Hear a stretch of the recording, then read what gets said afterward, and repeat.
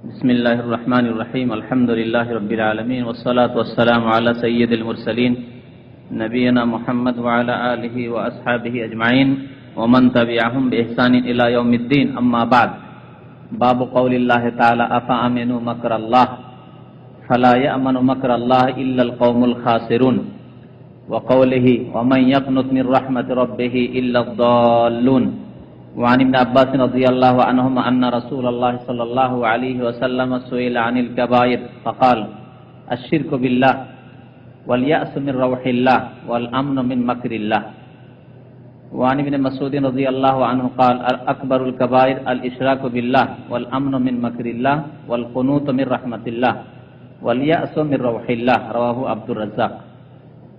মহান আল্লাহর সমস্ত প্রশংসা দরুদ ও সালাম নাযিল হোক প্রিয় নবী মুহাম্মদ রাসূলুল্লাহ সাল্লাল্লাহু আলাইহি ওয়াসাল্লামের প্রতি। আল্লাহুম্মা সাল্লি আলাইহি আল্লাহুম্মা বারিক আলাইহি।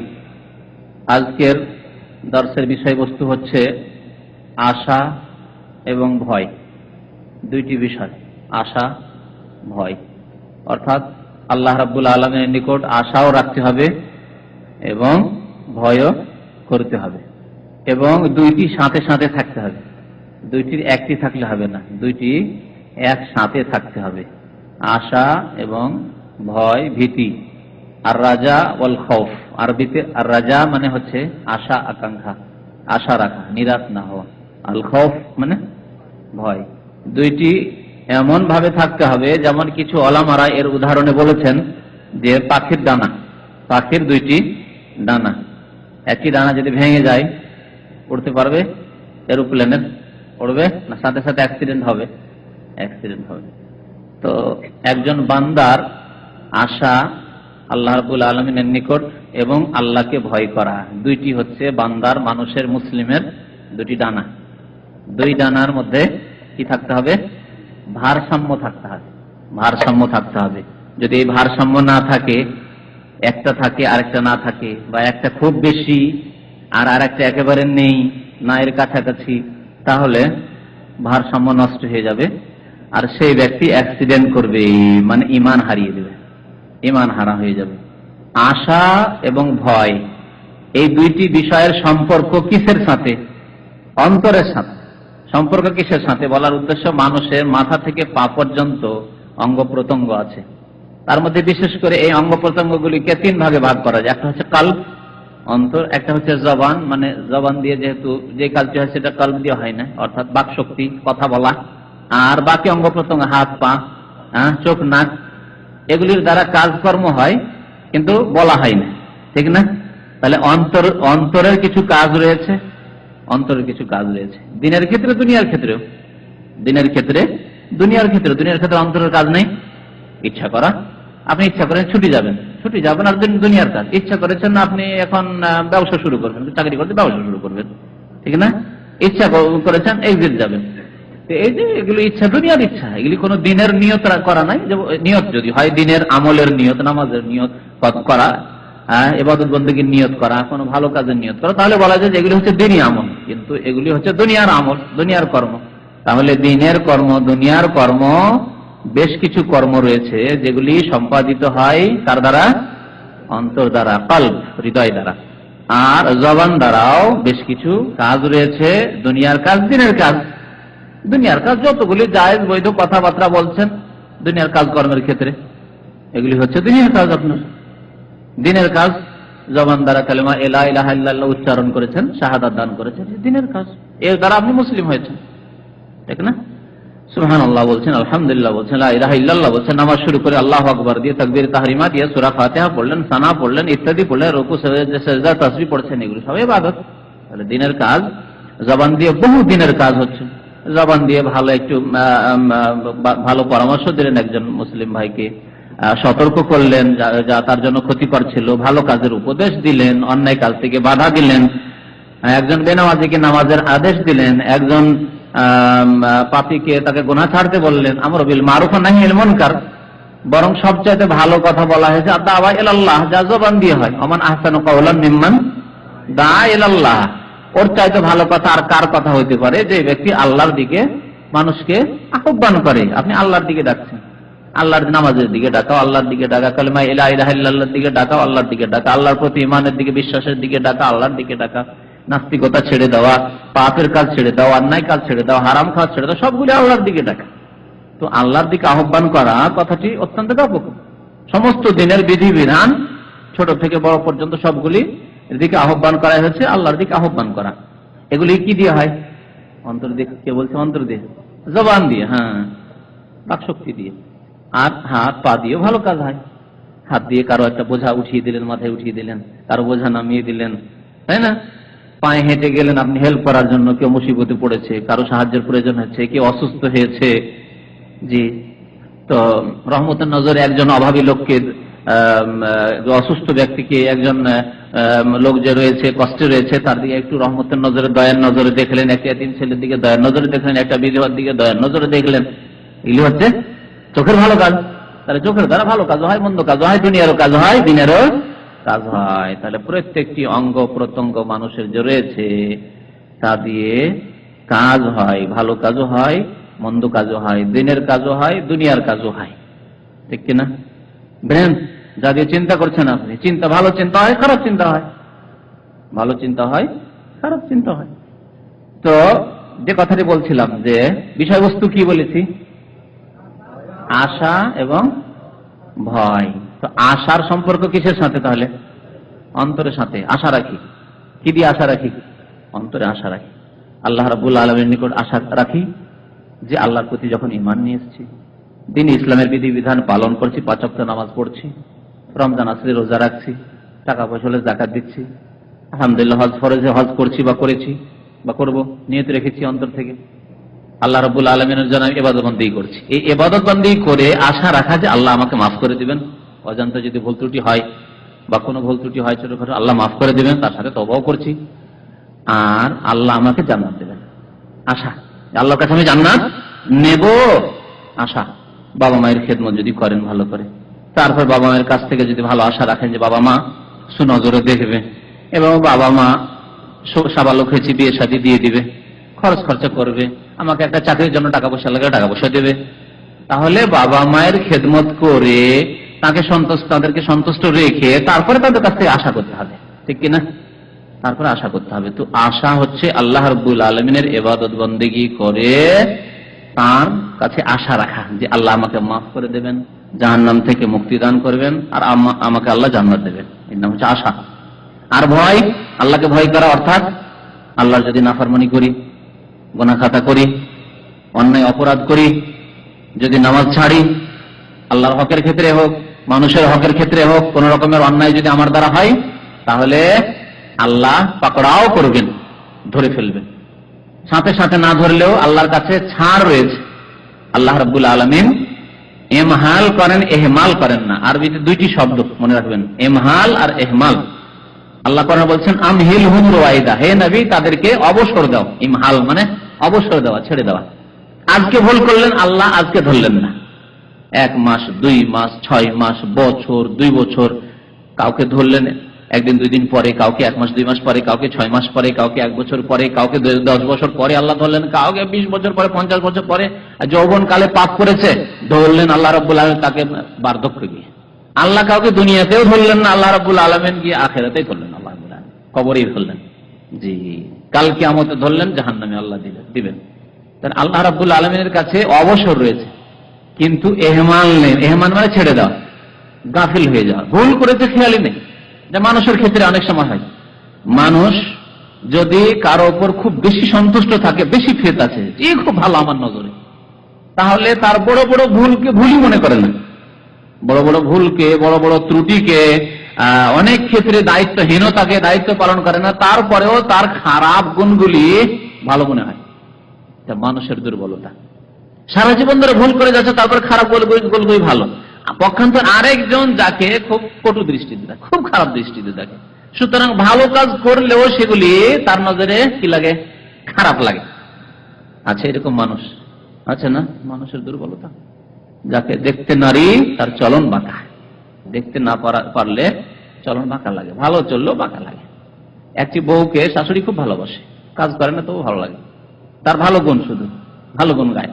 আর এক চিবু এত মেহনত পরিশ্রম করে, তারপর দেখতেই পারে না, ভালো কাজ করলো, রান্না বান্না করছে, ও রান্নাও করে না, এই রান্না করছে, তারপরে আজ লবণ কম হয়ে গেছে, আজকে লবণ বেশি হয়ে গেছে, আজকে ঝাল হয়ে গেছে, আজকে এ হয়ে গেছে, আজকে দেরি কেন হলো, আজকে এত তাড়াতাড়ি কেন হলো, ভাত ঠান্ডা হয়ে গেল। দেখেন না দোষ কথা, এত মেহনত করে তাহলে চলাই মুশকিল। তা মানুষের ক্ষেত্রে এরকম হয়, অপরাধ করে যাচ্ছে, ছেড়ে দিয়েছে, অপরাধীকে ছেড়ে রেখেছে, আর নিরপরাধ একজন নির্দোষী সাধু লোককে ধরে। দেখেন বাংলাদেশে কত অপরাধী, কত খুনি, কত সন্ত্রাসী ঘুরে বেড়াচ্ছে বুক ফুলিয়ে, বরং তাদের পৃষ্ঠপোষকতা করছে। যে কোনো প্রশাসন আসুক, দল আসুক, করছে, এই কাজগুলি করছে। আর নির্দোষী কত লোক আছে নিজের স্বার্থের কারণে ধরে রেখেছে, তাদের কোনো দোষ নেই কিন্তু ধরে রেখেছে, কোনো বিচার নেই। বাস আল্লাহ রাব্বুল আলামিনের কাছে এরকম নেই যে একজন অন্যায় করবে আর আল্লাহ ছেড়েই দিয়ে দেবে না। তবে কি করেছেন, এমহাল করেছেন, ছাড় প্রাপ্ত কিছুদিন অবসর দিয়েছেন। একে বলা হয় খেলা করা, মাছ খেলা বুঝেন তো? যারা মাছুয়া জেলে মাছ মারে তারা জানে, বড় বড় মাছকে তাড়াতাড়ি টান দিতে পারেন না, ছিঁড়ে নিয়ে যাবে। তো খেলা করতে করতে করতে করতে খেলা যখন ক্লান্ত হয়ে পড়ে, আর উপায় নেই, মাছ নিস্তেজ হয়ে গেছে, ধরা খেয়ে গেছে এখন ছিপে, আর একে টান দিলে আর উপায় নেই, তখন ধীরে ধীরে টানতে টানতে টানতে কিনারায় নিয়ে এসে তখন ওঠায় থাকে। আর প্রথমখানে যদি টান দিত তাহলে ওটা ছেড়ে দেওয়ার আশঙ্কা ছিল। আল্লাহ রাব্বুল আলামিনের ক্ষেত্রে সেটাও প্রযোজ্য নয়, কিন্তু আল্লাহ রাব্বুল আলামিন তারপর খেলান, যাতে করে কতদূর যাচ্ছ দেখি, কতদূর পাপ করে যাচ্ছ তুমি, কতদূর অন্যায় করে যাচ্ছ। আজকে নামাজ ছাড়ে যাচ্ছ, রমজান এলো রোজাও রাখলে না তুমি, আচ্ছা পয়সা হলো যাকাতও দিলে না তুমি, সৌদি আরব আসলে 5 বছর 7 বছর থাকলে হজও করলে না তুমি, আর পেটে খেতে ছিল না দেশে, এখানে এসে ডিশ কিনলে, এখানে এসে কত ফিল্মের ব্যবসা করলে, কত তুমি সিডির ব্যবসা করলে, আচ্ছা আর কত দূর করবে, করো করো করো করো। আল্লাহ রাব্বুল আলামিন তারপরে ইন্না আখযাহু আলীমুন শাদীদ, আল্লাহ যখন ধরে নেন তার পকড়া অত্যন্ত কঠোর শক্ত, যখন ধরে নেন। নবী মুহাম্মদ রাসূলুল্লাহ সাল্লাল্লাহু আলাইহি ওয়াসাল্লামের এই জন্য হাদিস আছে একটি, যে ইন্নাল্লাহা ইউমহিলু লা ইউমলিজ জালিম, ইন্নাল্লাহা লা ইউমলিজ জালিম, আল্লাহ জালেমকে অবসর দেন, ছাড় দেন। এটাকে বলা হয় ইমহাল বলা হয়, আর ইমলাও বলা হয়, এখানে ইউমলি বলা হয়, ইমলা ছাড় দেন, অবসর দেন, খেলায়। হাত্তা ইযা আখাযাহু, তারপরে যখন আল্লাহ ধরে নেন, পাকড়াও করেন, লাম ইউফলিতু, তখন আর ছেড়ে দেন না একেবারে। আর আল্লাহর নেক বান্দাদেরকে আল্লাহ রাব্বুল আলামিন তাদের উপর বেশি রহমত করেন, খাস রহমত। নেক বান্দা ছোট ভুল হলেই কিন্তু আঘাত খেয়ে যায়, ছোট ভুল করলেই আঘাত খেয়ে যায়। এমন বড় ভুল করেনি, গাড়িতে চেপেছে দোয়া পড়েনি, এই জন্য গিয়ে ধাক্কা লেগে গেল গাড়ির সাথে, কিছু মানে ছোট ভুলের আল্লাহ সংশোধন করেন, তাদেরকে ধাক্কা দেন। তো যারা অল্প স্বল্প গুনাহ করে, যাদের গুনাহ খাতা না হয় না তেমন, কখনো যদি ছোটখাটো ভুল হয়ে যায়, বিসমিল্লাহ বলেন, আল্লাহর নাম নেয়নি, ইনশাআল্লাহ বলেন, কাজটি হলো না, ফেলিওর হয়ে গেল। এইভাবে আল্লাহ নেক বান্দাদের সংশোধন করেন, পদে পদে আল্লাহ রাব্বুল আলামিন সংশোধনের তাদেরকে তৌফিক দান করেন। এবং তারা আবার আত্মসমালোচনা করে যে কেন, কি ব্যাপারটা, এত মেহনত করলাম, এত চেষ্টা করলাম, এত চেষ্টার পরেও ফেলিওর হয়ে গেলাম, কাজটা হলো না কেন, ইনশাআল্লাহ বলিনি, ভুলে গেছি, বিসমিল্লাহ বলিনি, আজকে গাড়িতে চড়া দোয়া পড়িনি। এইভাবে আত্মসমালোচনা করে একজন নেক বান্দা, দেখবেন যত আপনি সৎ জীবনযাপন করে তত আপনি নিজের হিসাব নিকাশ বেশি করতে পারবেন। আর পক্ষান্তরে যারা পাপী, তাদের হিসাবই নেই যে কত ওয়াক্ত নামাজ ছেড়েছে, হিসাবই নেই যে কত বছর রোজা ছেড়েছে, হিসাবই নেই যে কত পাপ দিনে হচ্ছে, হিসাব নেই যে দিনে কতবার মিথ্যা কথা বলেছে, হিসাব নেই যে কত হারাম খাচ্ছে, কোনো হিসাব নেই। তারপরে আল্লাহ রাব্বুল আলামিন ধরেন না, লা ইউমলিজ জালিম, জালেমকে আল্লাহ অবসর দেন, ছাড় দেন, ছাড় দেন, ছাড় দেন। 25-50 বছর 70 বছর রাশিয়ার জালেম কমিউনিস্ট দেরকে, নাস্তিকদেরকে, লেনিন স্টালিন এগুলিকে এত আল্লাহ ছাড় দিলেন যে 70-75 বছর ধরে তারা 1917 থেকে নিয়ে 90 দশক পর্যন্ত আল্লাহ ছাড় দিলেন, 70-75 বছর ধরে। তারপরে যখন হাত্তা ইযা আখাযাহু লাম ইউফলিতু, যেমন ধরে নিলে ছাড়লেন না, ওই রকমই আরো যে শক্তিগুলি এরকম জুলম অত্যাচার করছে, ব্যক্তি ক্ষেত্রে হোক আর রাষ্ট্রীয় পর্যায়ে হোক, যে কোনো ক্ষেত্রে হোক, সমাজের কোন নেতা হোক আর সাধারণ মানুষ হোক, জি আপনি একজন বাড়ির মালিক হিসাবে আপনি নিজের স্ত্রীর উপর জুলুম করছেন, আপনি ছেলে মেয়েদের উপর জুলুম করছেন, ইত্যাদি যে কোনো রকমের জুলুম হোক না কেন, যে কোনো রকম অন্যায় হোক না কেন, আল্লাহর হকের ক্ষেত্রে হোক, নামাজ রোজা হজ যাকাত হালাল হারাম ত্যাগ করে, আর না হয় মানুষের হকের ক্ষেত্রে জুলুম অত্যাচার হোক, মাতা পিতার সাথে দুর্ব্যবহার করেও আল্লাহ রাব্বুল আলামিন কিছু ধরেন না, ছাড় দিচ্ছেন। আর যখন আল্লাহ ধরে নেন লাম ইউফলিতু, আর ছাড়েন না, তো একে কি বলা হয়? ভয়। যে কথাটি বলছিলাম, আশার কথা বলা হয়েছে ভয়, যে আমি যদি অন্যায় করি, জুলুম করি, ধরছে না আল্লাহ, কিছুই না, এত লোককে খুন করলাম, কিছুই না, তারপরেও আমি দেশের দাদা মস্তান কি আমার সামনে দাঁড়াই না।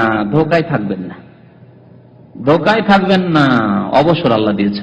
এই যে ধোকায় না থাকা, সবসময় ভয় করা, আল্লাহ আজকে একটি অন্যায় হয়েছে, আল্লাহ যে কখন ধরেন, আল্লাহ মাফ করি, আল্লাহ অন্যায় হয়ে গেছে, আল্লাহ তুমি মাফ করে দাও, কি জানি কি যে হয়।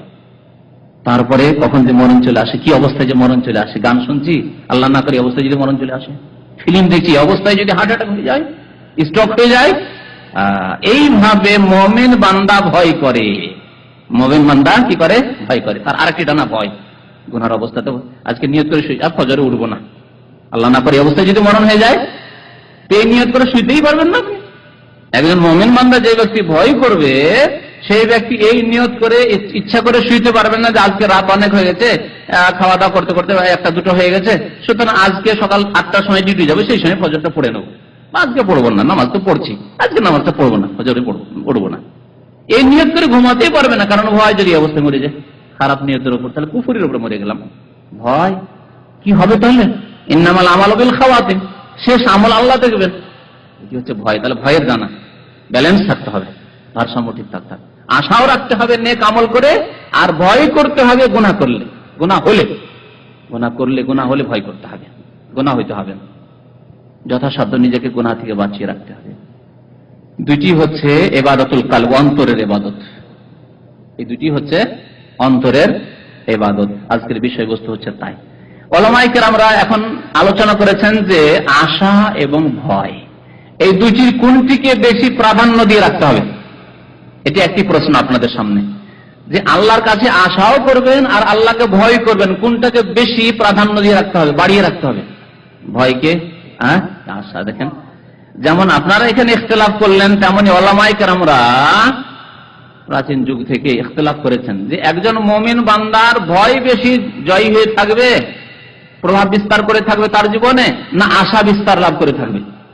আশা আছে, মুমিন আমি, মুসলিম, 5 ওয়াক্ত নামাজ পড়ছি, গুনাহ তো করি না জেনে শুনে, আল্লাহ মাফ করুন, আল্লাহ গফুরুর রহিম, জান্নাত পাবোই। জি, এটা হচ্ছে আশাকে বাড়িয়ে রাখার। ভয় করছেন, কিন্তু ভয়ের ডানাটা একটু ঝুঁকে আছে, বেশি নাড়াচ্ছেন না এটাকে, শুধু আশার ডানাকে এই কথা। এইরকম করবেন না, ভয়ের ডানা সবসময় ভয়ে, আর আশার ডানাকে থামিয়ে রেখেছেন। কি করতে হবে? ব্যালেন্স তো করতে হবে, তো বললাম অবশ্যই, কিন্তু কাল হিসাবে, সময় হিসাবে ওলামারা বলেছেন যে সময় সাপেক্ষ। একটি হচ্ছে সুস্থ অবস্থা, আপনাদেরকে বলছি মানুষের অবস্থা হচ্ছে দুটি, একটা হচ্ছে সুস্থ অবস্থা, আর একটা হচ্ছে অসুস্থতার অবস্থা, পীড়িত অবস্থা। এখন বলেন দেখি, আপনার সামনে তো অবস্থা তুলে ধরলাম, সুস্থ অবস্থায় কোনটাকে বেশি প্রাধান্য দিয়ে রাখবেন? সুস্থ অবস্থায় আশাকে বেশি প্রাধান্য দিতে হবে। সুস্থ অবস্থায় মানুষের দ্বারা পাপ হওয়া স্বাভাবিক। একজন লোক বিছানায় পড়ে আছে, কখন যে মরণ চলে আসে, মরণের অপেক্ষা, আল্লাহ আর বাঁচবো না, আল্লাহ, তখন পাপ করবে? না নামাজ ধরে নেবে, অনেক বেনামাজি নামাজ ধরে নেয়, আল্লাহ আল্লাহ, জীবনে আল্লাহকে ডাকতো না, আল্লাহ বাঁচাও, আল্লাহ বাঁচাও। কিন্তু সুস্থ অবস্থায় কোনদিন আল্লাহ তুমি সুখে রেখেছো, আল্লাহ তোমার লাখ লাখ শুকরিয়া, আল্লাহ আল্লাহ তবে নামাজ পড়ছি আমি, এই কথা বলেনি কোনদিন। তাহলে সুস্থ অবস্থায় কোনটাকে বেশি প্রাধান্য দিয়ে রাখতে হবে? ভয়কে। সুস্থ অবস্থায় পাপ হওয়ার সম্ভাবনা বেশি। যৌবন কালে চিন্তাই করনি নামাজের কথা, চিন্তাই করনি পাপ বলে কত যে গুনার দিকে মন গিয়েছে স্বাভাবিক, তখন কি করতে হবে? ভয়কে নিজের ওপর বেশি প্রাধান্য দিয়ে রাখতে হবে, ভয় করতে হবে, আল্লাহর আযাবকে ভয় করতে হবে। তাহলে আযাবের আয়াতগুলি স্মরণে নিয়ে আসতে হবে, আযাবের হাদিসগুলিকে স্মরণ রাখতে হবে যে আল্লাহর আযাব কেমন করে আসে, আদ সম্প্রদায়কে আল্লাহ কি করে ধ্বংস করেছেন, সামুদকে কি করে ধ্বংস করেছেন, লুতের কওমকে সমকামিতার জন্য কিভাবে আল্লাহ ধ্বংস করেছেন, আবু জাহাল আবু লাহাবকে কেমন করে আল্লাহ ধ্বংস করেছেন, কারুনকে আল্লাহ ধ্বংস করেছেন ধন সম্পদের অহংকারের কারণে, নূহ আলাইহিস সালামের জাতিকে আল্লাহ ধ্বংস করেছেন। তাহলে এই যে ধ্বংসের ইতিহাস সবসময় মনে মনে ফিরিয়ে নিয়ে আসতে হবে, চর্চা করতে হবে। আমি যদি এরকম ধন পাওয়ার কারণে আল্লাহকে ভুলে যায়, পরকাল ভুলে যায়, আখিরাত ভুলে যায়, বাপ মার হক ভুলে যায়, আত্মীয় স্বজনদের অধিকার ভুলে যায়, সাবধান সাবধান, ওই রকমই পরিণাম হবে যেমন পরিণাম হয়েছে নূহের ছেলের। জি, তাহলে ভয়কে তখন নিজের উপর প্রভাবিত করে রাখতে হবে, প্রাধান্য দিয়ে রাখতে হবে।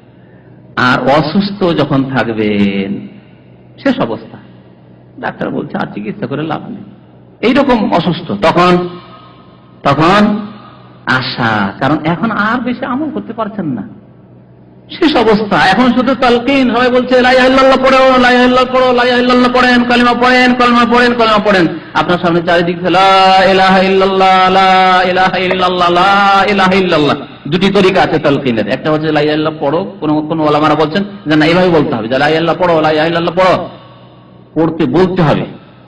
আর অন্যান্য ওলামারা বলছেন না, আদেশ করতে হবে না, শুধু তার সামনে, রোগীর সামনে কি করতে হবে, উচ্চারণ বারবার করে লা ইলাহা ইল্লাল্লাহ পড়তে হবে, লা ইলাহা ইল্লাল্লাহ, লা ইলাহা ইল্লাল্লাহ স্মরণ করে দিতে হবে। কারণ আদেশ করলে এই অবস্থায় হয়তো সে আধা বেহুশ অবস্থায় রয়েছে, খেয়াল নেই, ইমান বলে, ইসলাম বলে, কলেমা বলে, আর কি বলছো, আমার ভালো লাগে না কিছু, যদি এরকম বলে ফেলে কি হবে, আল্লাহু আকবার, পরিণাম খারাপ হয়ে যাবে শেষ অবস্থায়।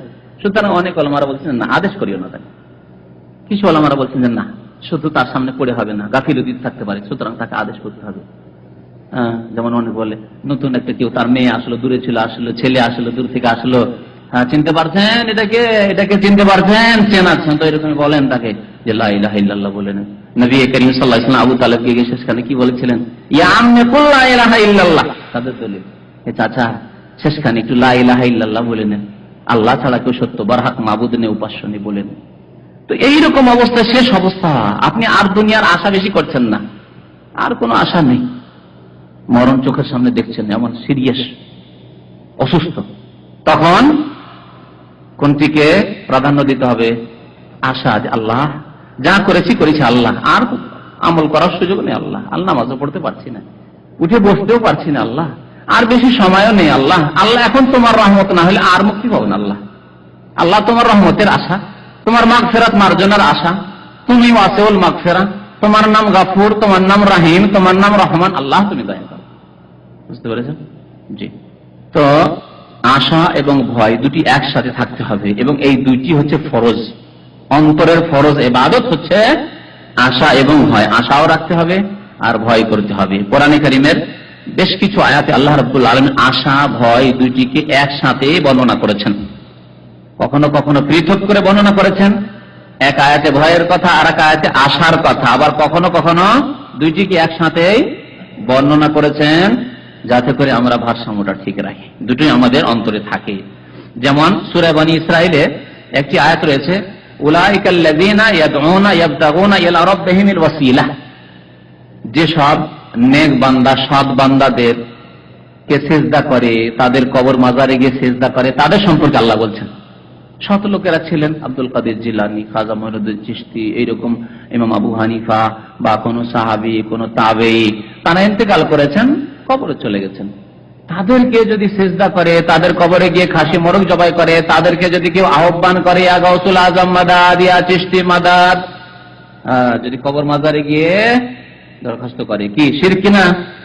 কারণ এরাও আল্লাহর নৈকট্য সন্ধান করে, যে আল্লাহর নিকটবর্তী কি করে হতে পারবো, আল্লাহর সন্তুষ্টি কেমন করে হাসিল করতে পারবো, তাদের ওই চিন্তা। কারণ আল্লাহর সান্নিধ্য ছাড়া তাদের কোনো মুক্তির গতি নেই। উলাইকাল্লাযীনা ইয়াদউন, ওরা যাদেরকে ডেকে থাকে লোকেরা, মুশরিক লোকেরা যাদেরকে আহ্বান করে থাকে, গৌস বলে থাকে, কুতুব বলে থাকে, ইয়াবতাগুনা ইলা রাব্বিহিমিল ওয়াসিলা, তারা তাদের রবের ওয়াসিলা মানে আল কুরবা, নৈকট্য অর্জন করে। তারাও নৈকট্য অর্জন করেছে যখন কর্মের সুযোগ ছিল, এবং তারা আল্লাহর কাছে আশা রাখে, আইয়ুহুম আকরাব, যে তাদেরকে আল্লাহর বেশি নিকটবর্তী হতে পারে, ওয়া ইয়ারজুনা রাহমাতাহ, আল্লাহর রহমতের তারা কি রাখে, আশা রাখে, আশাবাদী, ইয়ারজুনা এই যে রাজা, ওয়া ইয়াখাফুনা আযাব, এবং তারাও আল্লাহর আযাবকে, শাস্তিকে ভয় করে। একসাথে আল্লাহ বর্ণনা করলেন কিনা, ইয়ারজুনা রাহমাতাহ, তাহলে আল্লাহর রহমতের রাজা আশা, ওয়া ইয়াখাফুনা আযাব, আল্লাহর আযাবের খৌফ ভয়, তাহলে দুটি সমানভাবে থাকতে হবে। ইন্না আযাব রাব্বিকা কানা মাহযুরা, সূরা বনী ইসরাঈল আয়াত নম্বর 57। সূরা আম্বিয়া দেখুন আয়াত নম্বর 90, ইন্নাহুম কানু ইউসারিউনা ফিল খায়রাত, আল্লাহ নবী রাসূলদের কথা, কয়েকজন নবী রাসূলদের কথা উল্লেখ করার পরে ইরশাদ করছেন, ইন্নাহুম কানু ইউসারিউনা ফিল খায়রাত, নবীদের মর্যাদা পেতে পারে ওলি, পেতে পারে। নবীদের সম্পর্কে আল্লাহ রাব্বুল বলছেন, ইন্নাহুম কানু ইউসারিউনা ফিল খায়রাত, নবীগণ কল্যাণের কাজে তারা কি করতেন? প্রতিযোগিতা করতেন। দ্রুত ছুটতেন প্রতিযোগিতামূলক। ইউসারিউনা ফিল খায়রাত, নেকির কাজে তারা দ্রুতগামী হতেন। তারা ওয়ায়াদউনানা রাগাবান ওয়া রাহাবা, আর আমাকে তারা আহ্বান করতেন, ডাকতেন, আমার কাছে দোয়া করতেন। নবীগণ আদম, মুসা, ঈসা, নূহ, যত আম্বিয়া রাসূল মুহাম্মদ সাল্লাল্লাহু আলাইহি ওয়াসাল্লাম, তারা আল্লাহকে ডাকতেন না, আল্লাহর কাছে দোয়া করতেন না? সেজদায় পড়ে পড়ে নবী করিম সাল্লাল্লাহু আলাইহি ওয়াসাল্লাম সারা রাত কাটিয়ে দিচ্ছেন সেজদায় পড়ে একটি দোয়া, আল্লাহুম্মা কিনি আযাবাকা ইয়াওমা তাবআসু ইবাদাত, আল্লাহ তোমার আযাব থেকে আমাকে উদ্ধার করো, মুক্তি দান করো, যেই দিন তোমার বান্দাদেরকে তুমি উত্থিত করবে কিয়ামতের মাঠে। আল্লাহু আকবার। অথচ নবী করিম সাল্লাল্লাহু আলাইহি ওয়াসাল্লাম সাইয়্যিদুল মুরসালিন, যার আগের পরের গুনাহ মার্জনার কথা, মাফের কথা আল্লাহ কোরআনে কারীমে ঘোষণা করে দিয়েছেন। চিন্তা করতে পারছেন? তাদের কথা আল্লাহ বলছেন, নবী রাসূলদের কথা, ইয়াদউনানা, আমাকে ডাকে তারা, রাগাবান, আশা নিয়ে, রাগাবান মানে আগ্রহী হয়ে, আশা নিয়ে, যে আল্লাহকে ডাকছি, পাবো আল্লাহর কাছে, নেবো আল্লাহর কাছে, রয়েছে আল্লাহর কাছে, রাগাবান, আগ্রহী হয়ে, রাহাবান এবং ভয়ে ভীত হয়ে, যে যদি অন্যায় করি, ভুল করি, ইবাদত বন্দেগী না করি, ফরজ ওয়াজিব আদায় না করি, আল্লাহ এবং রাসূলের আদেশ পালন না করি, দিনের বিধিবিধান মেনে না চলি, দিনের বাস্তবায়ন না করি, তাহলে রয়েছে আযাব দুনিয়াতে ও আখিরাতে। ওয়ায়াদউনানা রাগাবান ওয়া রাহাবান ওয়া কানু লানা খাশিঈন, আর তারা আমার সামনে অত্যন্ত বিনীত ছিল। আল্লাহু আকবার। তাহলে দেখেন, রাগাবান রাহাবান, আশার কথা আল্লাহ বললেন, আর কিসের কথা? ভয়ের কথা আল্লাহ রাব্বুল আলামিন বললেন। এখন দেখুন যে আয়াত এবং হাদিসগুলি রয়েছে আমাদের আজকের দার্সে। লেখক বলছেন, বাবু কাউলিল্লাহি তাআলা, মহান আল্লাহর বাণী, আফা আমিনু মাকরাল্লাহ, তারা বিভিন্ন জালেম কাফের জাতির কথা উল্লেখ করার পরে যারা জুলম অত্যাচার করেছে এবং ধ্বংসে পতিত হয়েছে, তাদের কথা উল্লেখ করে মহান আল্লাহ ইরশাদ করেছেন। এর পূর্বে সূরা আরাফে তাদের ঘটনা বর্ণনা করা, আয়াত নম্বর 99, ইরশাদ করেছেন, আফা আমিনু মাকরাল্লাহ, তারা আল্লাহর পাকড়াও থেকে কি তারা নির্ভীক হয়ে গেছে? আমেনা মানে ভয় ছাড়া হয়ে যায়, ভয় না করা। তারা কি আল্লাহর মাকর বলা হয়েছে। মাকর মানে মানুষের ক্ষেত্রে ছলনা, ষড়যন্ত্র, এগুলি কিন্তু ষড়যন্ত্র, ছলনা, এগুলি ভাষা প্রশংসিত নয়। প্রশংসিত কি ভাষাগুলি? খারাপ অর্থে ব্যবহার করা হয়। এই লোকটি ষড়যন্ত্র করছে, আমার বিরুদ্ধে ষড়যন্ত্র করছে, ওর সম্পর্কে ষড়যন্ত্র করছে, এই ছলনাকারী, তাহলে কথাগুলি ভালো নয়, প্রশংসিত শব্দ নয়। এই জন্য মাকর, আল্লাহ রাব্বুল আলামিনের জাত সত্তার ক্ষেত্রে মাকর মানে অনুবাদকারীরা বাংলা ভাষায় পাকড়াও বলেছে। আর আল্লাহ রাব্বুল আলামিনের মাকর আরো ব্যাখ্যা করে বোঝাতে হলে তাফসীরকারগণ বলেছেন যে আল্লাহ রাব্বুল আলামিনের মাকর হচ্ছে ষড়যন্ত্র নয়, যেমন মানুষ করে থাকে, ছলনা নয়, বরং ছাড় দেওয়া, অবসর দেওয়া, এটি হচ্ছে আল্লাহর পক্ষ থেকে মাকর। কারণ আল্লাহ রাব্বুল আলামিন যদি নগদ নগদ ধরে ফেলেন, যেমনই ভুল করলেন তেমনি আছাড় খেয়ে পড়ে গেলেন। একটি লোক যেমনই ব্লু ফিল্ম দেখতে লেগেছে তেমনই বেহুশ হয়ে পড়ে গেছে, আর জীবনে দেখবে? বলেন তো, জীবনে দেখবে? একদিন ফজর নামাজ ছেড়েছে, আর সেই দিনই এমন রোগ হয়েছে যে বাঁচাও বাঁচাও, আমার পেশাব বন্ধ হয়েছে, পায়খানা বন্ধ হয়েছে, চলো হসপিটাল নিয়ে চলো। আর জীবনে নামাজ ছাড়বে? নগদ নগদ যদি আল্লাহ ধরে ফেলতেন, কবরে সেজদা করতে গেছে, মাজার মেলায় গেছে, আর সেখানে গিয়ে যদি একবার যদি কোন আঘাত খেয়ে যায়, সাঁতে গিয়েছিল, ফেরিতে চড়েছে, বা স্টিমারে, পানি জাহাজে, যেমন বাংলাদেশে অনেকে যায়, এরকম শিরকুফুরি করতে গিয়ে অনেকে অ্যাক্সিডেন্ট হয়ে মারা যায়, পানি জাহাজে হোক, পানি জলযাত্রায় হোক, অথবা বাস অ্যাক্সিডেন্ট করে, হচ্ছে কি হচ্ছে না? তো যদি এইরকম হয়, দেখা গেল যে আশেপাশে 10, 20টা, 50টা লোক সবাই মারা গেছে, আমি কোন রকম করে বেঁচে গেছি, এমন ভয়ভীত হয়ে যাবে। সত্যি যদি তাওহীদের গন্ধ থাকে, শিরকে ডুবে না থাকে, কবর মাজার পূজায় ডুবে না থাকে, আর জীবনে যাবে না। যে যাকে মনে করছে উদ্ধারকারী, শাহজালাল, আটরসি আর মাইজভান্ডারী, সেখানে গিয়ে এইরকম অ্যাক্সিডেন্ট, সব লোক মরে গেল, আল্লাহ কোন রকম আমাকে বাঁচিয়েছে, আর জীবনে যাবো না আমি, ঠিক কিনা? তা আল্লাহ নগদ নগদ এইরকম শাস্তি দেন না, অবসর দেন। 5 বার, 7 বার, 10 বার, কি সারা জীবন ধরে আটরসি আর মাইজভান্ডারীর পূজারী হয়ে থেকে গেলেন, দিওয়ানবাগি হয়ে থেকে গেলেন, তারপর আল্লাহ কোনো শাস্তি দিলেন না, শাস্তি দিলেন না আল্লাহ রাব্বুল আলামিন। এটি হচ্ছে আল্লাহর মাকর, মানে অবসর দিয়ে দেওয়া, অবসর দিয়ে দেওয়া। এই জন্য আগে বলেছি আল্লাহ রাব্বুল আলামিন নেক বান্দাকে বেশি অবসর দেন না, কারণ আল্লাহ চান না যে এই লোক হতভাগা হয়ে জাহান্নামে পথে চলে যাক। এই লোকটি এত ভালো আমল করছে, এর মধ্যে এই যে ছোট ভুল হয়ে গেল, এটা তার জন্য ঈমান নিয়ে দুর্বলতা সৃষ্টি করবে। আজকে একটা ভুল করলে কালকে আরো 2-3টা করবে, এই করে করতে করতে হয়তো তার দ্বারা অনেক গুনাহ হয়ে যাবে। তখন আল্লাহ রাব্বুল আলামিন সংশোধন করে দেন।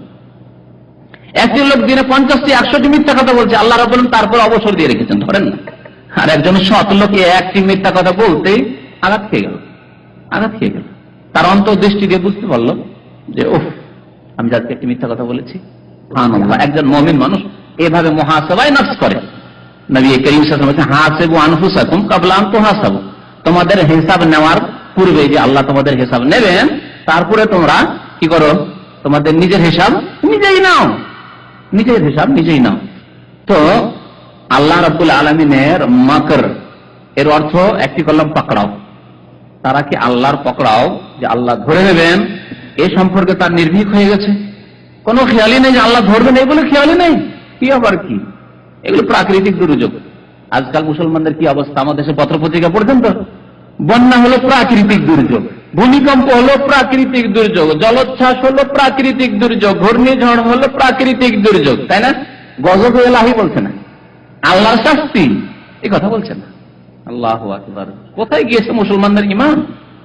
এরা হলো আফামিন মাকর আল্লাহ, আল্লাহর আযাব, আল্লাহর পাকড়াও থেকে তা নির্ভীক হয়ে যায়, খেয়াল বেখেয়াল হয়ে গেছে, কোনো চিন্তাই নেই তাদের যে আল্লাহ রাব্বুল আলামিন ধরে থাকেন, ধরবেন, আজকে না ধরলে কালকে ধরবেন, কিছুদিন পরে ধরবেন, আর মরণের পরে তো হিসাব দিতেই হবে, জবাব দিতে হবে, খেয়ালই নেই। আফামিন মাকর আল্লাহ, তারা কি নির্ভীক হয়ে গেছে আল্লাহর পকড়াও থেকে? ফালা ইয়ামানু মাকরাল্লাহ ইল্লাল কওমুল খাসিরুন। আল্লাহর পকড়াও থেকে যারা নির্ভীক হয়ে যায়, ভয় করে না আল্লাহর পকড়াওকে, তারা কারা? ক্ষতিগ্রস্ত জাতি। আল কওমুল খাসিরুন, ক্ষতিগ্রস্ত জাতি। আর মুমিন, সত্যি যদি মুমিন হয় আল্লাহ রাব্বুল আলামিনের নিকটে, যাদেরকে মুমিন আল্লাহ বলেছেন, আর মুমিনের যেসব শর্ত রয়েছে, করণীয় রয়েছে, করণীয়র মাধ্যমে, আকীদা এবং আমলের মাধ্যমে যারা মুমিন, তারা ক্ষতিগ্রস্ত নয়। তারা ক্ষতিগ্রস্ত কি? তারা ক্ষতিগ্রস্ত নয়। সূরা আসর পড়ে দেখুন, ওয়াল আসরে ইন্নাল ইনসানা লাফি খুসর। মানুষ ক্ষতিগ্রস্ত, সারা বিশ্বের মানুষ কি ক্ষতিগ্রস্ত। তবে কারা ক্ষতিগ্রস্ত নয়? ইল্লাল্লাযিনা আমানু, কিন্তু যারা ঈমানদার। ঈমানদার 6টি বিষয়ের প্রতি ঈমান আছে, দাবি করলে হবে যে আমি যে মুসলমান, আমি ঈমানদার না। প্রাকৃতিক দুর্যোগ বলছেন আবার ঈমানদার? আল্লাহর আযাবে কোথায় ঈমান? আল্লাহর পাকড়ায় কোথায় ঈমান? পরকালে কোথায় ঈমান? ঈমান বিল আখিরা, 6টি ঈমানের পিলারের মধ্যে একটি পরকালের প্রতি ঈমান। কোথায় পরকাল বলে চিন্তা আছে আপনার? ইল্লাল্লাযিনা আমানু, যারা মুমিন, ওয়া আমিলুস সালিহাত, শুধু ঈমানের দাবিদার নয়, এর সত্যায়ন করে, প্রমাণ করে আমি যে মুমিন, সৎ কাজের মাধ্যমে, 5 ওয়াক্ত নামাজের মাধ্যমে, রোজার মাধ্যমে, হজের মাধ্যমে, যাকাতের মাধ্যমে, মাতা পিতার সেবার মাধ্যমে, আল্লাহর হক আদায় করার মাধ্যমে, হারাম থেকে বেঁচে থাকার মাধ্যমে, হালাল খাওয়ার মাধ্যমে, জি, নেক কাজ করার মাধ্যমে, দ্বীনের খেদমত করার মাধ্যমে সারা জীবন মেহনত করলো মানব রচিত বিধানের, মানুষের তৈরি করা দলের, পার্টির খেদমতে লাগিয়ে দিল নিজেকে, আর সমস্ত রক্তকে পানি করে দিল, ঘাম করে বের করে দিল শরীর থেকে, শুধু পার্টির খেদমতে। বুড়া হয়ে গেল পার্টি করতে করতে যৌবন কাল থেকে, কিন্তু কোরআন এবং হাদিসের খেদমতে একদিনও সময় দেয়নি। তারা ক্ষতিগ্রস্ত নয়। তাদের কি গুণের কথা আল্লাহ বলেছেন জানেন কি? 4টি গুণের কথা বলেছেন। একটা হচ্ছে ঈমান, আরেকটি হচ্ছে সৎ আমল, আর বহু বচন সলিহাত আল্লাহ বলেছেন। এই 1-2টি কাজ করে নাই, নামাজ তো পড়ি, নামাজও পড়িয়ে আর মানুষের খেদমত করি, আল্লাহর দ্বীনের খেদমত করি না, গদির খেদমত করি, কুরসির খেদমত করি, পেটের খেদমত করি, নামাজটা পড়ে নিয়ে হারাম খাই, মানে পেটের খেদমত করি, যৌন চাহিদার খেদমত করি। কারণ যৌন চাহিদা, যে ফিল্ম দেখো, প্রবৃত্তির কামনা বাসনা, তাহলে হবে না। ও আমিলুস সালিহাত, সৎ কর্মগুলি বলে। আল্লাহ রাব্বুল আলামিন যা সৎ বলেছেন সৎ, আল্লাহ রাসূল যা সৎ বলেছেন সৎ কাজ করে। আর অসৎ কাজ থেকে বেঁচে থাকা হচ্ছে সৎ কাজ। অসৎ কাজ থেকে, পাপ থেকে বেঁচে থাকা হচ্ছে সৎ কাজ। ও আমিলুস সালিহাত। আর কি? ওয়া তাওয়াসাউ বিল হাক্কি, সত্যের উপদেশ দান করে, সত্যকে প্রচার করে। আপনি নিজের পার্টির প্রচারে লেগে আছেন, অভিযানে লেগে আছেন আপনি, প্রচারণা অভিযান। আপনার দলকে জিতাতে হবে, আপনার দলকে শক্তিশালী করতে হবে, আপনার দলকে যে ডিস্ট্রিক্টে পৌঁছে সে ডিস্ট্রিক্টে পৌঁছে দিতে হবে, যেখানে সংগঠন হয়নি সেখানে সংগঠন করতে হবে, এই কাজে লেগে আছেন। কিন্তু আল্লাহ এবং রসুলের দ্বীনের খেদমতে কোরআনের দাওয়াত পৌঁছেনি, হাদিসের দাওয়াত পৌঁছেনি, শিরক করছে মানুষ ইসলামের নামে, কবর মাজার পূজা করছে, তাওহীদের দাওয়াত পৌঁছেনি, সেখানে পৌঁছাতে হবে। এই চিন্তা তো আপনার নেই, এই চিন্তা তো আপনার নেই। ভিনওয়াজি হলে চমক গ্রামে নামাজ এনে মসজিদে আজান হয় না, একামত হয় না, যেমন অধিকাংশ লোক নামাজ পড়ে, সেখানে নামাজের কথা পৌঁছাতে হবে। কবর মাজার পূজায় লিপ্ত রয়েছে তাদেরকে সতর্ক করতে হবে না, ওয়াতাওয়াসাউল হক করেন না আপনি, চলবে না। 3 নম্বর। 4 নম্বর, এই ক্ষেত্রে ধৈর্য ধারণ করতে হবে, কারণ যখনই আপনি সৎ কথা হক কথা মানুষের কাছে পৌঁছাবেন তখন হক কথা কি লাগবে, হ্যাঁ, তিতা লাগবে। হক কথা আমাদের এক ওস্তাদ ছিলেন, বলতেন হক কথা তিতা হয় না, তিতা লাগে। ছোট কালে শুনেছিলাম সেই ওস্তাদের কাছে, হক কথা আসলে তিতা হয় না কিন্তু তিতা লাগে। হককে বরণ করার মতো যোগ্যতা যখন ইমানি যোগ্যতা চলে আসবে তখন জাযাকাল্লাহ খায়র, আমি ভুলটি করছি, আপনি সংশোধন করে দিন, অনেক অনেক ধন্যবাদ, শুকরিয়া যে আপনি আমার সংশোধন করে দিলেন। ভাই আমি তো জানতাম না, ভাই আপনি সৌদি আরব থেকে এসেছেন, আমাকে তাওহীদের দাওয়াত না দিতেন তাহলে আমি মনে করছিলাম যে কবর পূজা মাজার পূজা খাসি মোরগ জবাই করছি, আমি ওরসের মেলায় যাচ্ছি, এটি তো আমার ধর্মকর্ম আমি ভাবছিলাম। ভাই আল্লাহ আপনাকে অনেক অনেক বদলা উত্তম প্রতিদান দান করুক, জাযাকাল্লাহ খায়রা, আমাকে আপনি দুনিয়া এবং আখিরাত আমার উজ্জ্বল করে দিলেন। ভাই এরকম লোক পাবেন, কারণ হক কথা তাদের জন্য তিতা হয়ে গেছে, তিতা লাগছে তাদেরকে। হক শুনতে, হকের প্রতি আমল করতে, হককে চিনতে বুঝতে উপলব্ধি করতে যেই শক্তি লাগে সে শক্তি ক্ষয় করে না, মেহনত করে না। যার কারণে একটি লোক টাকার নিচে কাপড় পরছে, কাবিরা গুনাহ করছে, সংশোধন করে, ভাই টাকার নিচে কাপড় কেন, ভাই তো গুনাহ, রেগে গরম। আর আপনার পাশে কোনোদিন নামাজই পড়বে না যদি দেখে যে আপনি এখানে কাতা লেছর বাম দিকে গেল, ডান দিকের ফজিলত ছেলে বাম দিকে এই জন্য গেল যে আপনি একদিন ওকে বলেছেন টাকার নিচে কেন কাপড় আপনার, বুঝতে পেরেছেন? রুগীর মতো বসে বসে নফল পড়ছে মসজিদে। বেশ কিছু লোককে বলে দেখেছি, সাদরে গ্রহণ করার মতো যোগ্যতা নেই। রে কি রে, আমাকে বাধা দেয়, আমি বাপদাদাকে দেখে এলাম, আমার হুজুরদেরকে দেখে এলাম, এইরকম রুগীর মতো নামাজ আমাদের শিখিয়েছে, এটি হচ্ছে নামাজ সুন্নাত। আপনি দাঁড়িয়ে দাঁড়িয়ে নামাজ পড়তে পারেন। নবী সাল্লাল্লাহু আলাইহি ওয়াসাল্লাম বলেছেন যে নফলের ক্ষেত্রেও দাঁড়িয়ে পড়লে 2 রাকাতের 2 রাকাত পাবেন, আর যদি দাঁড়িয়ে পড়ার শক্তি থাকার বসে বসে পড়েন তাহলে আধা পাবেন। ফরজ তো হবেই না, কিন্তু নফলেও 2 পড়ে 1 পাবেন। তো নেকির জন্য যখন নফলি অতিরিক্ত নামাজই পড়ছেন, তো এত অনীহা কেন নেকির ক্ষেত্রে যে 2 পড়ে 1 নেব? আছে কেউ যে ওভার টাইম করবো আমি 4 ঘন্টা, কিন্তু আমি নেব পয়সা 2 ঘন্টা? আছে তো আছে। যারা সাপ্লাই যাচ্ছেন, অনেক ভাই আছেন এখানে যারা সাপ্লাই যাচ্ছেন, সাপ্লাইওয়ালা বলছেন আমি 9 টাকা ঘন্টা দেবো, আপনি বলছেন না না অত টাকার আমার দরকার নাই ভাই, আমি তোমার 12 ঘন্টা ডিউটি করবো, আমি 6 ঘন্টার আগে পয়সা দেবো। আছে পৃথিবীতে কেউ? দুনিয়ার ক্ষেত্রে আমরা এত বুঝতে শিখেছি, আর দিনের ক্ষেত্রে এত মূর্খ কেন যে আমরা নামাজ পড়বো 2 রাকাত নেকি নেবো 1 রাকাতের আল্লাহ। আর নবী করিম সাল্লাল্লাহু আলাইহি ওয়াসাল্লাম থেকে এইরকমের কোনো প্রমাণ নেই যে সুস্থ থাকা সত্ত্বেও বসে বসে নামাজ পড়ো। তবে তাহাজ্জুদ গুজার যে ব্যক্তি তাহাজ্জুদ পড়লো, সারা রাত ক্লান্ত, 1 ঘন্টা 2 ঘন্টা অনেক ক্লান্ত হয়ে গেছে, নবী করিম সাল্লাল্লাহু আলাইহি ওয়াসাল্লাম তাহাজ্জুদের পরে নিজের বাড়িতে, মসজিদে কোথায়? মসজিদে দেখে দেখে রুগীর মতো নামাজ পড়েছে। আর এখানে তো অনেকে জিজ্ঞেস করতে লাগবে, আমার মতো লোক যদি এই না জানতো যে এইরকম আমাদের দেশের ভারত, বাংলাদেশ, পাকিস্তানের অনেক মানুষ বিদাতিরা বসে বসে রুগীর মতো নামাজ পড়ে, তাহলে তো পরিচিত ব্যক্তি, ভাই কি ব্যাপার, অসুস্থ নাকি, বসে কেন নামাজ পড়েন? জিজ্ঞেস করতাম না, ভাই কি হয়েছে, কেন হাত, হ্যাঁ এই মুশকিলা, কি ব্যাপার? আরব তো জিজ্ঞেস করতে লাগবে এরকম। হ্যাঁ, আরব লোকেরা যেহেতু জানে না যে এইরকম বিদাত আছে যে আমরা নেকি চাই না, আমরা ওভার টাইম করবো। নফল মানে ওভার টাইম আসলে, ঠিক না? নফল মানে কিন্তু অতিরিক্ত ওভার টাইম, ডিউটির অতিরিক্ত ডিউটি করি আমরা, আর অর্ধেক আমরা বেতন নেওয়া লোক, আমরা ধর্মীয় ক্ষেত্রে এরকম, তার ওরা জানে না। সুতরাং কোন আরব বন্ধু যদি পরিচিত থাকে বা আপনার সাথে একই কোম্পানিতে চাকরি করে, বসে বসে নফল পড়তে দেখে মাগরিব পর ইশা পর, বলেস মুশকিল, এবার হাত সালামাত সালামাত বলবে না, আল্লাহু আকবার, কি অবস্থা আমাদের। তো কথা হচ্ছে যে সংশোধন মানুষের করতে গেলে হক কথা বললে তিতা লাগে। বসে নামাজ পড়া সম্পর্কে ভালো করে বুঝাইলাম, মনটা বেজার, কিছু তো বলতে তো পারলাম না, কিন্তু মনটা পিছিয়ে চলে গেল। আর তারপরের দিন যদি দেখে যে হুজুর এই মোতাবাই এখানে নামাজ পড়ছে, ওদিকে আর যাচ্ছে না, দূরে দূরে থাকবে, কি জানি আবার কি বলে, আমার কোন কথা বলে হয়। শোনেন তো, আল্লাহ রাব্বুল আলামিন বলছেন ফালা ইয়ামানু মাকরাল্লাহ, আল্লাহর যে পাকড়াও, আল্লাহ যে ধরবেন, একদিন ধরবেন, এই ক্ষেত্রে ভয় করে না। কে ভয় করে না? আল কওমুল খাসিরুন, ইল্লাল কওমুল খাসিরুন, যারা ক্ষতিগ্রস্ত একেবারে সার্বিক দিক থেকে, দুনিয়া এবং আখিরাতে সর্বনাশ যাদের জন্য, তারাই ভয় করে না। বাকি মুমিন যে ক্ষতিগ্রস্ত নয়, যার এই 4টি গুণের কথা বললাম, তারা আল্লাহ এই পাকড়াও যে করবেন এখনো করেননি, আল্লাহ যে ছাড় যে গুনাহ করছি তারপরে আল্লাহ সুখ দিয়েছেন, ভয় করে। গুনাহ করছেন তারপরে পয়সার অভাব নেই, নামাজ পড়েন না তারপরে পয়সার অভাব নেই, আরামের অভাব নেই, ছেলে মেয়ে ভালো রেজাল্ট করে যাচ্ছে, ধোঁকা খাবেন না। ছেলে মেয়ে ভালো রেজাল্ট করার পরে কি হার্ট অ্যাটাক করে মরবে? মেডিকেল পাশ করে এসে হঠাৎ করে হার্ট অ্যাটাক করে মরবে, আর কে নাস্তিক হবে। আপনি তো হয়তো নামাজের ক্ষেত্রে কিছু ত্রুটি ছিল, তাও আল্লাহ বিল্লাহ করতেন মাঝে মাঝে, আর আপনার ছেলে বড় নাস্তিক হয়ে আসে। তো ছাত্র জীবনে আপনার ছেলে মেয়েদেরকে দেখলো, কত সুন্দর রেজাল্ট আমার ছেলে মেয়েদেরকে, ভুল ধারণায় থাকবেন না যে আল্লাহ ছাড় দিয়েছেন, এটি ছাড় ছাড়, আপনার ছেলে পাশ করে আসুক, ধরবো। আপনি খুব সুখে থাকলেন, কিন্তু আপনার ছেলে মেয়েরা এত অভাবে পড়লো, এত আযাব আসতে লাগলো। কে হার্টের রুগী, আর কে কিসের রুগী, কে কিসের রুগী, কে কিসের রুগী, কাকে এড, কাকে কি। জি, এগুলি হচ্ছে আল্লাহর মাকার, ইল্লাল কওমুল খাসিরুন। মহান আল্লাহ আরো বলছেন, ওয়া মান ইয়াকনুত মির রাহমাতি রাব্বিহি ইল্লা যাল্লুন। তাই আল্লাহর পাকড়াওকে ভয় না করার কথা বলা হয়েছে, তাই না? এটি হচ্ছে কাফেরদের আচরণ। তাহলে মুমিন কি করবে? মুমিন কি করবে বলেন? মুমিন ভয় করবে না?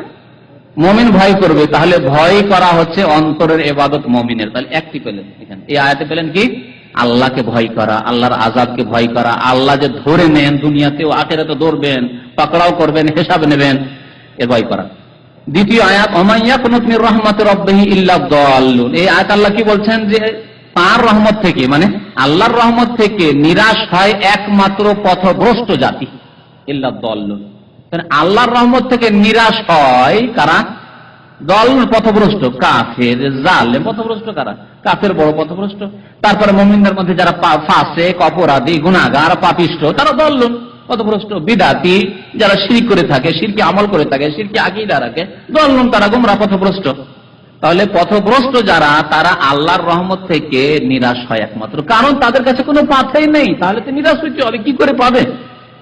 কি আশা করতে পারে যে ব্যক্তি বিনা নামাজে আল্লাহর সাথে সাক্ষাৎ করলো, সারা জীবন নামাজ পড়েনি, হঠাৎ করে মর অবস্থা, এখন মুমূর্ষ অবস্থা, কি আশা করবে আল্লাহর কাছে?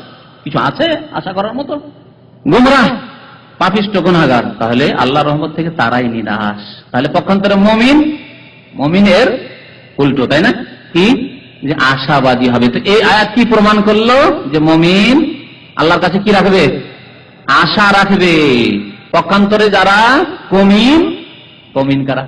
আমাদের দেশে কমিনা বলে না, কমিন মানে জালেম, বদ প্রকৃতির মানুষ। তো দল পথভ্রষ্ট যারা, তারা আল্লাহর রহমত থেকে নিরাশ হয়, নিরাশ হয়। মুমিন আল্লাহর রহমতের আশাবাদী। তো দ্বিতীয় আয়াতে তাহলে আল্লাহর প্রতি আশার কথা উল্লেখ করা হয়েছে। পক্ষান্তরে জালেম, গোমরা, পথভ্রষ্ট, তারা আল্লাহর রহমত থেকে নিরাশ হবে, কারণ তাদের কাছে কিছু নেই, পুঁজি নেই। সূরা হিজর আয়াত নম্বর 56। ওয়ান ইবনে আব্বাস রাদিয়াল্লাহু আনহুমা, আব্দুল্লাহ বিন আব্বাস রাদিয়াল্লাহু তাআলা আনহুমা বর্ণনা করেছেন, আন্না রাসূলুল্লাহ সাল্লাল্লাহু আলাইহি ওয়াসাল্লাম সুইলা আনিল কাবায়ের। প্রিয় রাসূল সাল্লাল্লাহু আলাইহি সাল্লামকে জিজ্ঞাসা করা হলো কাবিরা গুনাহ সম্পর্কে। কাবিরার জমা হচ্ছে কাবায়ের। তখন নবী সাল্লাল্লাহু আলাইহি ওয়াসাল্লাম তিনটি গুনাহের কথা বললেন এখানে। তার মানে তিনটিতে সীমিত নয়। আপনাদের অনেকের জানা রয়েছে, এবং আজকে আবার বলছি সেই কথাটি, যে কাবিরা গুনাহের সংখ্যা অনেক। ওলামারা বলেছেন যে 70-এর অধিক কাবিরা গুনাহ আছে। 70-এর অধিক কাবিরা গুনাহ আছে। ইমাম যাহাবী রাহমাতুল্লাহ আলাইহি একটি কিতাব আছে আল কাবায়ের। 70-এর বেশি তিনি কাবায়ের বড় গুনাহগুলি উল্লেখ করেছেন। তবে ধ্বংসাত্মক গুনাহ নবী করিম সাল্লাল্লাহু আলাইহি ওয়াসাল্লাম একটি হাদিসে বলেছেন কয়টি গুনাহকে? 7টি, ইজতানিবুস সাবআল মুবিকাত, সহিহ বুখারী শরীফ হাদিস রয়েছে 7টি ধ্বংসকারী গুনাহ। আর এই হাদিসে 3টি কাবিরা গুনাহের কথা উল্লেখ করেছেন। এইরকম এক জায়গায় বর্ণনা করা সবগুলি সম্ভব নয়। আল্লাহ রাব্বুল আলামিন কোরআনে কারীম সূরা ফুরকানে 3টি কাবিরা গুনাহের কথা বর্ণনা করেছেন। ওয়াল্লাযিনা লা ইয়াদউনা মা আল্লাহি ইলাহান আখার, শিরকের কথা। তারপরে ওয়ালা ইয়াকুলুনা আন-নাফসাল্লাতী হারামাল্লাহু ইল্লা বিল হক, মুমিনকে বা অন্যায় ভাবে, মুমিন না হোক অন্যায় ভাবে, কোনো অমুসলিম হোক অন্যায় খুন করা, আর ওয়ালা ইয়াজনুন, জিনা করা। এই 3টিকে আল্লাহ বর্ণনা করেছেন। তাহলে 3টি সমস্ত কাবিরা গুনাহগুলির মধ্যে এই 3টি গুনাহ হচ্ছে সবচেয়ে বড় কাবিরা গুনাহ, আকবারুল কাবায়ের। এখানে আল্লাহ অন্য 3টি গুনাহ, কিন্তু শিরক আছে। শিরক এত বড় গুনাহ, যতগুলি কাবিরা গুনাহ যেখানে বর্ণনা করা হয়েছে বড় কাবিরা, তার মধ্যে প্রথম শিরক বর্ণনা করা হয়েছে। সে দুর্গা পূজারই শিরক হোক, আর দুর্গা পূজারই শিরক হোক, পুতুল পূজার শিরক হোক, আর পীর পূজার শিরক হোক। জানি এখানে ওখানে মিল আছে। দুর্গা দরগা এতদিন বলতাম, দেখেন পীর আর পুতুল, এতেও মিল আছে। মূর্তি আর মুরব্বী, মুরব্বী পূজা, মানে মুরব্বীরা বলেছেন, ও কোরআন হাদিসের কথা জানে না। এরা মূর্তি পূজা করে, এরা মুরব্বী পূজা করে। খবরদার নাম, খবরদার, সাবধান। তো কথা হচ্ছে যে নবী করিম সাল্লাল্লাহু আলাইহি সাল্লামকে জিজ্ঞাসা করা হলো কাবিরা গুনাহ সম্পর্কে। নবী সাল্লাল্লাহু আলাইহি সাল্লাম কি বলেন? আশরিকু বিল্লাহ, আল্লাহর সাথে শিরিক করা। ওয়ালিয়া আসমিন রাউহিল্লাহ, দ্বিতীয় কাবিরা গুনাহ হচ্ছে আল্লাহর রহমত থেকে। রাউহুন মানে রহমত, আর রাউহুন ওলামারা একটু পার্থক্য করেছে রহমত এবং রাউ। কোরআনে কারিমে ইন্নাহু লা ইয়াইআসু মির রাউহিল্লাহ ইল্লাল কওমুল কাফির, রাউহুল্লাহ বলেছেন, রুহুন না। রুহ মানে আত্মা, রুহ মানে কি? আত্মা। কিন্তু রাউহুন মানে হচ্ছে বিপদের সময় বিপদ থেকে মুক্ত হওয়া, আল্লাহর রহমতের দ্বারা মুক্ত হওয়া, একে বলা রব। তো মানুষ যখন বিপদে পড়ে, আগুন লেগে গেছে, অ্যাক্সিডেন্ট হচ্ছে, উড়োজাহাজ, পানি জাহাজ ডুবছে, এরকম অবস্থা, যে কোনো মুসিবতের ক্ষেত্রে যখন মুসিবত থেকে আল্লাহ উদ্ধার করলেন, এই যে উদ্ধার করা আল্লাহ রাব্বুল আলামিন, একে বলা হয় রাউহুল্লাহ। আর রহমতুল্লাহ, আল্লাহর রহমত, এটা হচ্ছে ব্যাপক, সব ক্ষেত্রে, মুসিবতের ক্ষেত্রেই হোক আর এমনি যে কোনো ক্ষেত্রে হোক, সার্বিক ক্ষেত্রে আল্লাহ রাব্বুল আলামিনের রহমত। যখন সুখে রয়েছেন, যা কিছু আসছে সুখের অবস্থায়, আল্লাহর রহমত। কিন্তু রাউহুন শব্দটি সাধারণত বালা মুসিবত বিপদ আপদের সময় যে আল্লাহর পক্ষ থেকে খাস অনুগ্রহ আসে, তাকে রাউহুল্লাহ বলা হয়। পার্থক্য মনে রাখবেন। তো ওয়ালিয়া আসমির রাউহিল্লাহ, আল্লাহর রহমত বা আল্লাহর পক্ষ থেকে বালা মুসিবত থেকে যে মুক্তি, এর থেকে নিরাশ হওয়া। যখন বালা মুসিবতে পড়ে গেছি তখন নিরাশ, আর বাঁচব না। ছেলে মারা গেছে, এক ভাই কয়েকদিন আগে বলছে যে তার ভাইয়ের মেয়ে না ছেলে মারা গেছে, আর তার ছেলে এখান থেকে টেলিফোন করছে, তার ভাইয়ের সাথে কথা বলছে। তো তার ভাই বলছে, আর আমি বাঁচবো না, আমি যাকে মা বলতাম সে মা গেল, আর আমি কি করে বাঁচবো? নিরাশ, আল্লাহর রহমত থেকে নিরাশ। বিপদে পড়েছে, একটি মেয়ে মরায়, একটি ছেলে মরায়, কারো স্ত্রী মরায়, আর বাঁচবো না, আমি একে ছেড়ে আর থাকতে পারবো না, হায় আমার জীবন কি হইল। জি, ইল্লাল কওমুল কাফিরুন, এটি হচ্ছে কাফেরদের আচরণ, কাফেরদের হাহুতাশ। জি, যখন ব্যবসা বাণিজ্যে লস লাগলো, চাষিদের যখন বন্যাতে এসে জমি জায়গা সব ডুবে ফসল নষ্ট হয়ে গেল, কত লোক আত্মহত্যা করেছে, কত লোক আত্মহত্যা করে। এই যে শেয়ার বাজারে যখন লস লাগলো, কত লোক আত্মহত্যা করলো। জি, আত্মহত্যা, শেয়ার বাজারে লস লাগায়। তাহলে সামান্য ধন সম্পদের ক্ষয়ক্ষতিতে যে আত্মহত্যা করে, এরা কি আল্লাহর রহমত থেকে নিরাশ, যে আর কি করবো বেঁচে থেকে, সব চলে গেল, সব গেল। জি, কিন্তু একজন মুমিন, আল্লাহর দান ছিল, আল্লাহ দিয়েছেন, আবার দেবেন, আল্লাহ রাব্বুল আলামিন আবার দেবেন, নিরাশ হবে না। ওয়ালিয়া আসমির রাউহিল্লাহ, তাহলে আল্লাহর রহমত থেকে নিরাশ হওয়া হচ্ছে কাবিরা গুনাহ। তাহলে বোঝা গেল যে আল্লাহর রহমতের আশাবাদী হওয়া কি নিরাশের বিপরীত হচ্ছে আশা। তাহলে মুমিনের আশা রাখা কি ফরজ? আগে বলেছি না যে আশা রাখা অন্তরের ইবাদত, এবং এটি হচ্ছে ফরজ। যখন কাফের আল্লাহর রহমত থেকে নিরাশ হয়, গোমরাহ পথভ্রষ্ট আল্লাহর রহমত থেকে নিরাশ হয়, তখন মুমিনের শান হচ্ছে, মুমিনের ফরজ হচ্ছে আল্লাহর রহমতের আশাবাদী হওয়া। ওয়াল আমনু মিন মাকরিল্লাহ, আর তৃতীয় কাবিরা গুনাহ হচ্ছে যে আল্লাহর পাকড়াও থেকে নির্ভীক হয়ে যাওয়া, কোনো ভয় নেই। পাপ করে যাচ্ছে, জেনা করছে, আবার নারী ব্যবসা করছে, মদ খাচ্ছে, হিরোইন খাচ্ছে, জি, নামাজ এক ওয়াক্ত পড়ে না, আল্লাহ পরকাল কোনো চিন্তা নেই, আল্লাহর মাকর থেকে আমেন, চিন্তা নেই, নো চিন্তা ডু ফুর্তি, নো চিন্তা ডু ফুর্তি করছে। ওয়াল আমনু মিন মাকরিল্লাহ কাবিরা গুনাহ, আল্লাহকে না ভয় করা। তাহলে আল্লাহর রহমত থেকে নিরাশ হওয়াও কাবিরা গুনাহ, আর আল্লাহর ভয় একেবারে না রাখাও কাবিরা গুনাহ। দুইটি এখানে হাদিসে বর্ণনা করা হলো কিনা, আশাও বর্ণনা করা হলো আর ভয়ও বর্ণনা করা হলো। দুটি হচ্ছে একজন মানুষের জন্য ফরজ কাজ। ওয়ান ইবনে মাসউদ রাদিয়াল্লাহু আনহু, আব্দুল্লাহ বিন মাসউদ রাদিয়াল্লাহু তাআলা আনহু বলছেন, কাল আকবারুল কাবায়ের, কাবিরা গুনাহগুলির মধ্যে সবচেয়ে বড় কাবিরা গুনাহ। কাবিরা গুনাহ অনেক আছে, তার মধ্যে আকবরুল কাবায়ের আল ইশরাক বিল্লাহ, আল্লাহর সাথে শরীক করা, অংশীদার করা। ওয়াল আমনু মিন মাকরিল্লাহ, আল্লাহর পাকড়াও থেকে, আল্লাহ যে অবসর দিয়েছেন, ছাড় দিয়েছেন, এ থেকে ধোঁকা খেয়ে যাওয়া, যে আল্লাহ ধরবেন না, আর কি আছে খেয়ালই নেই, গাফেল। অথবা বলা, মুখে বলুক আর নাই বলুক, হয়তো মুখে বলে না যে কি হবে আমার, কিন্তু কোনো পরোয়াই নেই, বেখেয়াল আল্লাহ সম্পর্কে, আল্লাহ যে ধরে নেন, আল্লাহর আযাব যে আছে ভুলে গেছে। ওয়াল কুনুতু মির রাহমাতিল্লাহ, এবং আল্লাহর রহমত থেকে নিরাশ হওয়া। ওয়াল ইয়াসু মির রাউহিল্লাহ, এবং আল্লাহর রহমত থেকে, এখানে দুটি কথা বলা হয়েছে, আল কুনুত মির রাহমাতিল্লাহ, এখানে রহমত আর রাউহ বলা হয়েছে, তাহলে পার্থক্য করতে হবে যখন দুটি কথা বলা হয়েছে। রহমত আল্লাহর রহমত থেকে নিরাশ হওয়া, আর ওয়াল ইয়াসু মির রাউহিল্লাহ, আল্লাহ যে মুক্তিদাতা, আল্লাহ যে খালাসকারী, আল্লাহ যে উদ্ধারকারী, এই ক্ষেত্রে নিরাশ হয়ে যাওয়া, যে আল্লাহ আর আমাকে মুক্তি দেবেন না, আর বাঁচবো না আমি, এরকম হওয়া, এটি হচ্ছে আকবরুল কাবায়ের কাবিরা গুনহা, রাওয়াহু আব্দুর রাজ্জাক। ইমাম আব্দুর রাজ্জাক রাহমাতুল্লাহ আলাইহি হাদিসটি বর্ণনা করেছেন, তার একটি কিতাব রয়েছে মুসান্নাফ বলে, মুসান্নাফ আব্দুর রাজ্জাক।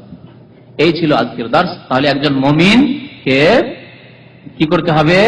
দুইটি বিষয়ের মধ্যে ভারসাম্য রাখতে হবে। কি? আশাও রাখতে হবে আল্লাহর কাছে, নেক আমল করে ঈমান এবং সৎ আমলের পরে আশা রাখতে হবে।